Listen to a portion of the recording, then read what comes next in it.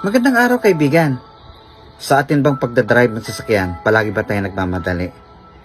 Well, gusto natin magmadali upang makarating tayo kaagad sa ating pupuntahan. Dangan lamang nakakalungkot isipin na sa sobrang pagmamadali ay nakakalimutan natin ang pinakaimportanteng bagay sa atin. Ano ba ang importante? Ang makarating ng mas maaga o makarating ng ligtas at maayos upang makasama muli natin ang ating pamilya?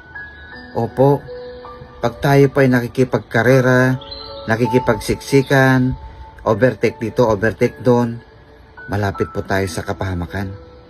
Marami na pong namatay dahil sa kawalan ng pag-iingat sa sobrang pagmamadali. Alalahanin po natin, sa atin pong pagbabiyahe, pagdadrive, meron pong pamilyang naghihintay sa atin sa ating muling pagbabalik. Opo, ingat-ingat lang po sa pagdadrive. Hinay-hinay lang po.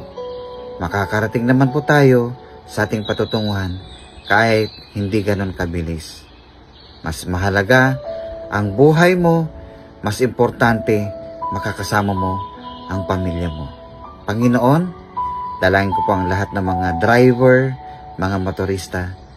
Patuloy na ingatan mo po sila. Makarating ng maayos sa kanilang